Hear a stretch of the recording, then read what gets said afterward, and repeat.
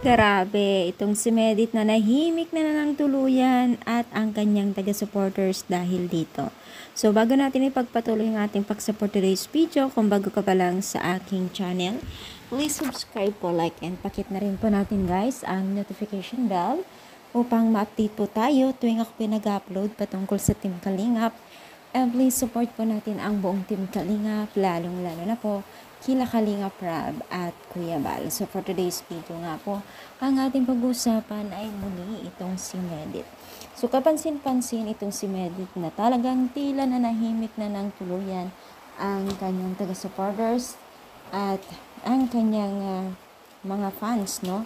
So kung maalala po natin lately, no, na parang animoy ay naging issue ng madaming issue ang pinagdaanan ni Medit, no?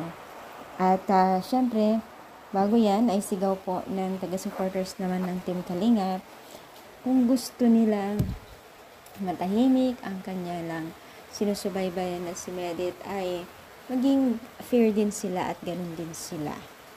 So, syempre, kapansin-pansin na po ang pananahimik ng magkabilahan at syempre, dahil wala na itong si Medit, sa Team Kalingap ay request po na wag nang banggitin po itong si Medit pagdating sa mga Kalingap Angels, no?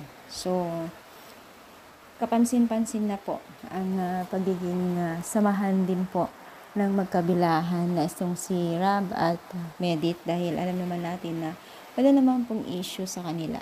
Yung mga bagay-bagay lang na hindi naiintindihan ng netizens, no? So, ano masasabi niyo? Comment down, palike pang ating video. Thank you and God bless all guys.